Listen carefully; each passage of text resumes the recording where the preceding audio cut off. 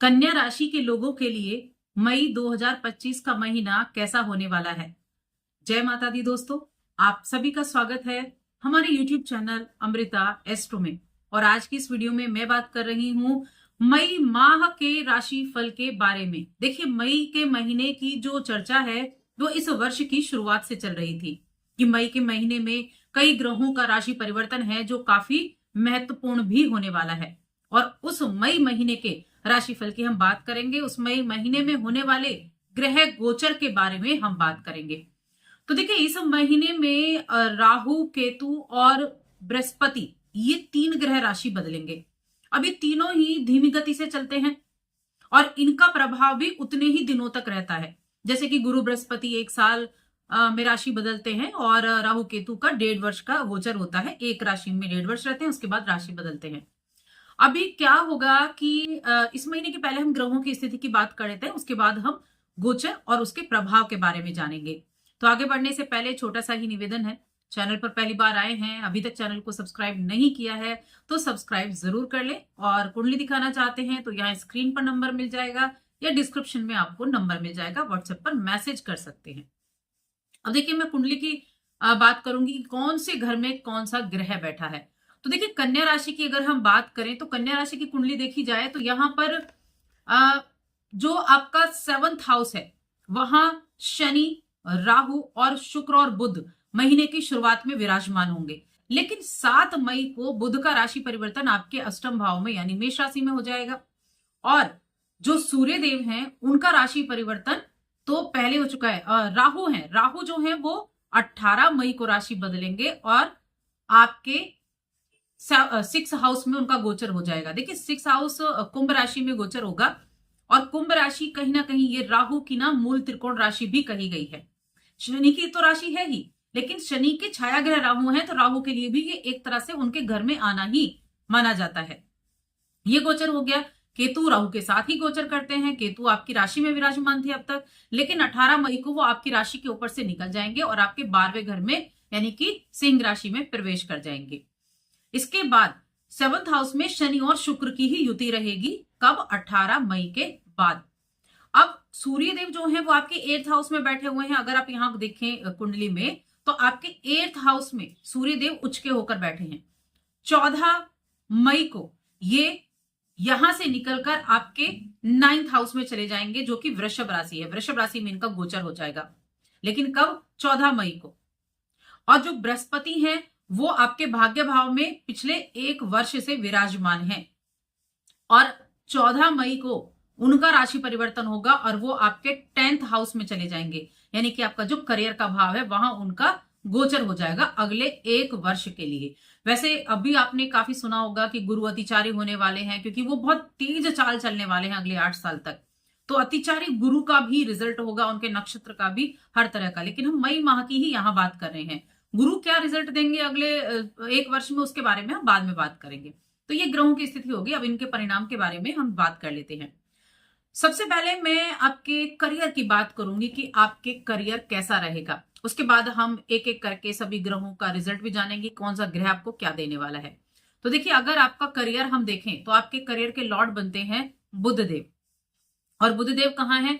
महीने की शुरुआत में आपके 7th हाउस में विराजमान है।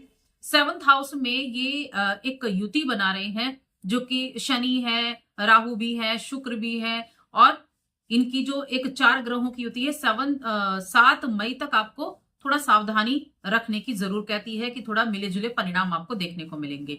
उसके बाद 7 मई को इनका राशि परिवर्तन आपके अष्टम में हो जाएगा। वैसे तो अष्टम में सूर्य उच्च के हैं, उच्च के सूर्य के साथ बुधादित्य योग इनका बनेगा। तो यहां मिले जुले परिणाम मिलेंगे। क्या, किस तरह के मिले जुले परिणाम मिलेंगे? एक तो आपकी राशि के स्वामी भी है बुध, दूसरा आपके करियर के लॉर्ड भी है बुध। बैठे किसके साथ हैं? सूर्य के साथ हैं। सूर्य आपके 12वें घर के स्वामी हैं। देखिए, सबसे ज्यादा तो यहाँ विदेश से लाभ का योग बनेगा। अष्टम विदेश को भी दिखाता है, 12वां विदेश को भी दिखाता है, साथ में अष्टम रहस्य को भी दिखाता है। जो आईटी फील्ड से जुड़े हुए हैं उनके लिए बहुत अच्छा रिजल्ट देखने को मिलेगा। विदेश जाना चाहते थे, विदेश में करियर कर रहे हैं, किसी भी तरह विदेश से जुड़ा काम कर रहे हैं, मल्टीनेशनल कंपनी में काम कर रहे हैं, डाटा साइंस से जुड़ा काम कर रहे हैं, उनके लिए अच्छा रहेगा। साथ में आपका जो एक एक आपका रुझान है ना वो गुप्त चीजों की तरफ भी हो सकता है, ऑकल्ट की तरफ हो सकता है धर्म कर्म की पुस्तकें आप पढ़नी शुरू कर दें, चाहे गीता गीता ही क्यों ना पढ़नी शुरू करें, वो भी आपको धर्म से जोड़ता है, ऑकल्ट से जोड़ता है। कहीं ना कहीं उसमें भी ज्योतिष आता है, कहीं ना कहीं उसमें भी गुप्त रहस्य चीजें आती हैं। रिसर्च करने वाले लोगों के लिए ये समय बहुत अच्छा रहेगा, जो रिसर्च कर रहे हैं, पीएचडी कर रहे हैं, या ऐसा कोई काम करते हैं जहां बहुत डीपली रिसर्च आप कर रहे हैं, तो उन लोगों के लिए अच्छा है। तो मिले जुले परिणाम यहाँ आपको देखने को मिलने वाले हैं। अब मंगल देव जो है ना वो आपके लिए इस महीने में बड़ा लाभदायक रिजल्ट देने वाले हैं। अब ये तो करियर हो गया। देखिए बिजनेस में आपको थोड़ा सा मैं कहूंगी सावधानी रखनी है, क्योंकि 7th हाउस में शनि, राहु और शुक्र ये विराजमान रहेंगे 18 तक। 18 को राहु का गोचर हो जाएगा, तो थोड़ा सावधानी रखनी है। डिसीजन जो है वो सोच समझ कर लेने हैं। बिजनेस वालों को बहुत बड़ा जोखिम नहीं लेना है, बहुत बड़ा रिस्क नहीं लेना है, उसका ध्यान आपको रखना है। लेकिन फाइनेंशियल कंडीशन आपकी कैसी रहेगी, तो देखिए मैं आपको बताऊं, आपके 11th हाउस अगर आप देखें, 11वें भाव में मंगल बैठे हुए हैं। और मंगल क्या है? मंगल आपके तीसरे घर के स्वामी है, मंगल आपके 8वें घर के स्वामी है।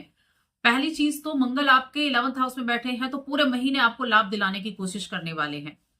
पूरे महीने आपको लाभ दिलाने की कोशिश करेंगे। उनकी वजह से आपको आर्थिक रूप से भी आपके लिए अच्छा रहेगा। हाँ, एक कार्य वो जरूर कर सकते हैं, क्योंकि 11वें घर में बैठे हैं, दूसरे घर पर आपके दृष्टि डालेंगे। चौथी, परिवार से धन की सुरक्षा कर पाएंगे, धन की बचत करते हुए आप दिखाई देंगे। क्योंकि चौथी दृष्टि जो होती है ना मंगल की, वो सिक्योर करती है, प्रोटेक्ट करती है। तो आपके पैसों को प्रोटेक्ट करने का काम करेगी। आपने अगर 1 रुपया भी कमाया तो आप सोचेंगे इसमें से थोड़ा सा बचा लूं मैं, तो इस तरह की रहेगी। यानी इनकम हो सकता है आपको लगे कम हुई है, लेकिन उसके बावजूद आप देखेंगे महीने के अंत में आप अच्छी बचत कर पाएंगे। ये मंगल का आपके लिए काम होने वाला है। अप्रत्याशित लाभ आपको दिला सकता है, आपके लिए यात्राओं से लाभ दिला सकता है। तीसरे भाव के स्वामी है जो छोटी यात्राओं को दिखाता है, तो यात्राओं से लाभ होगा। यात्राएं आपके लिए बहुत अच्छी रहेंगी, लेकिन आपको लग सकता है क्योंकि नीच के हैं मंगल 11th हाउस में, जो आपके तीसरे घर के स्वामी है, तो हो सकता है आपके लिए थोड़ी सी कठिनाई लेकर आए ये यात्राएं, लेकिन उससे लाभ आपको जरूर मिलेगा। ट्रेवल से जुड़ा बिजनेस करते हैं तो हो सकता है कि 1-2 डील ही मिले, लेकिन वो डील ऐसी मिले कि पूरे महीने आपको बड़ा खुशी का अनुभव हो, ऐसा हो जाए। तो ऐसी चीजें आपके लिए होने वाली हैं। भूमि भवन से जुड़े हुए जो काम है वो मिले जुले प्रभाव देने वाले हैं।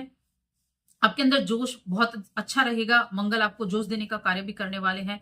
सप्तम दृष्टि आपकी मंगल की जो है वो आपके पंचम पर है, और आपके छठे पर अष्टम दृष्टि है। तो रोग से भी आपको लड़ने में इनकी सहायता मिलने वाली है।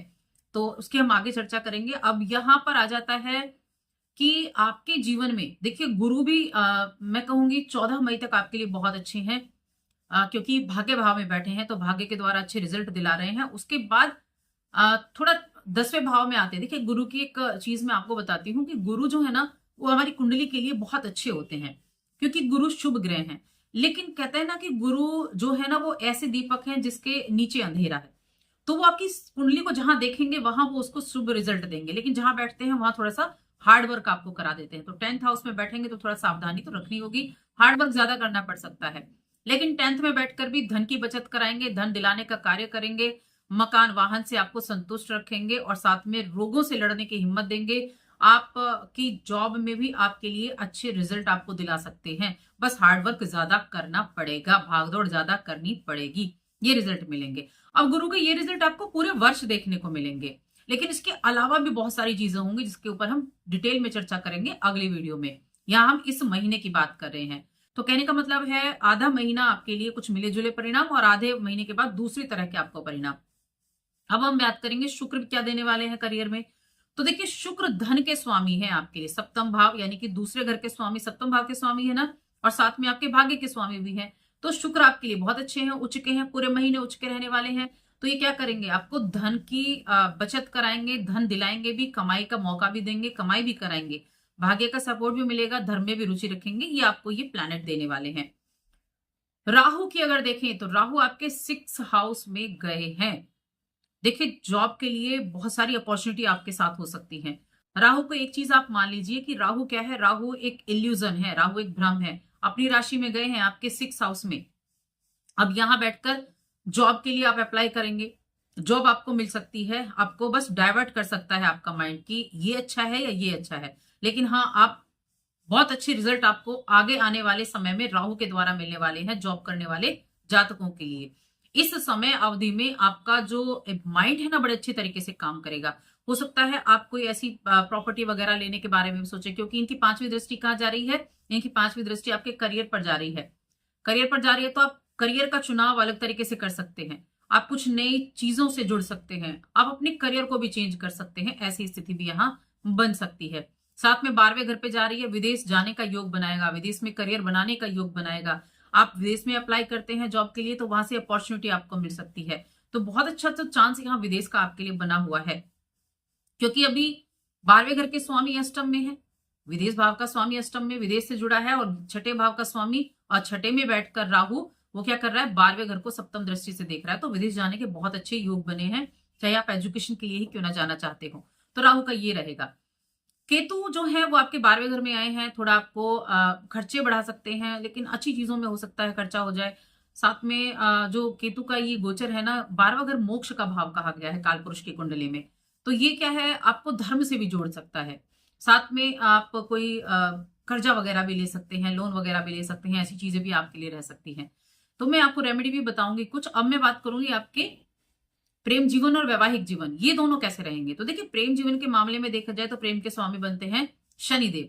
शनिदेव बैठे हैं सप्तम में, और साथ में मंगल की भी सप्तम दृष्टि आ रही है 11वें में बैठकर। तो प्रेम जीवन में थोड़ी सावधानी आपको रखनी होगी, किसी तरह की लापरवाही ना करें, एक दूसरे का आदर करें, सम्मान करें, तब जाकर इसे महीना अच्छा रहेगा।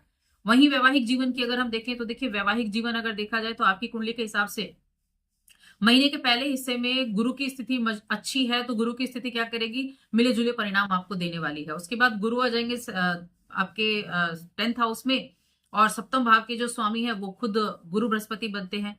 तो गुरु का यहाँ आना आपके पार्टनर की अगर हेल्थ खराब थी तो उसको ठीक करने का प्रयास करेगा, तो मिले जुले परिणाम आपको देखने को मिलेंगे। हालांकि बहुत पुरानी समस्याओं को आप खत्म कर सकते हैं इस समय अवधि में। कब, मध्य माह के बाद। तो वैवाहिक जीवन ठीक ठाक है, प्रेम जीवन में सावधानी आपको रखनी होगी। पारिवारिक स्थितियों की अगर बात करें तो पारिवारिक स्थितियां मैं कहूंगी अच्छी रहने वाली हैं। द्वितीय भाव के स्वामी उच्च के हैं, जो कि शुक्रदेव बनते हैं, तो अपने संबंधों को आप ठीक करते हुए दिखाई देंगे। भाई बंधुओं के साथ अच्छे रिलेशंस आपके रहेंगे, और तीसरे भाव के स्वामी का भी यहाँ इसमें रोल रहेगा। तो घर गृहस्थी से जुड़े मामले पहले से काफी अच्छे परिणाम देते हुए दिखाई दे रहे हैं आपकी कुंडली के हिसाब से। आप इस समय अवधि में कुछ नई खरीदारी भी कर सकते हैं, घर में रेनोवेशन वगैरह भी आप करा सकते हैं, क्योंकि चौथे घर के स्वामी आपके सप्तम में जाएंगे, उससे पहले भाग्य में रहेंगे। तो थोड़ा सा यहाँ खर्चा होगा घर के ऊपर, तो ये आपके लिए अच्छा रहने वाला है पारिवारिक जीवन। अब स्टूडेंट्स के लिए कैसा है, तो देखिए, पंचम भाव जो है वो प्रेम के साथ साथ शिक्षा का भाव भी कहा गया है। तो यहाँ उसके स्वामी शनिदेव बनते हैं, जो 7th में बैठे हैं। विदेश जाकर पढ़ना चाहते हैं, हायर एजुकेशन के लिए अच्छा समय है। छोटे बच्चों के लिए भी मैं कहूंगी अच्छा समय रहने वाला है, उनके लिए ठीक ठाक समय रहेगा। तो दोनों के मामले में अच्छा ये रिजल्ट आपको मिलेगा। मनचाहा एडमिशन आपके लिए हो सकता है, घर से दूर जाकर पढ़ाई करने का मौका आपको मिल सकता है, तो ठीक ठाक रहेगा। अब आपका स्वास्थ्य अगर हम देखें तो देखिए, स्वास्थ्य के दृष्टिकोण से देखा जाए तो शनि का प्रभाव पूरे महीने आपकी राशि पर बना हुआ है, तो स्वास्थ्य का थोड़ा ध्यान रखना होगा। जो बुध है वो भी नीच के हैं, लेकिन स्टार्टिंग में है, उसके बाद ठीक हो जाएंगे। बस लापरवाही ना बरते किसी भी चीज के मामले में। कोई दिक्कत हुई है तो उसको समय पर आपको दिखाना होगा, तो यहाँ थोड़ा ध्यान रखें। कहीं ना कहीं पेट से नीचे थोड़ी दिक्कतें आपको देखने को मिल सकती हैं, तो थोड़ा ध्यान रखें। अब बात करेंगे हम उपाय के बारे में, क्या उपाय आपके लिए अच्छे होने वाले हैं। तो देखिए, सबसे पहली चीज तो मंगलवार को अगर आपके आसपास बंदर हैं तो उनको गुड़ खिलाएं।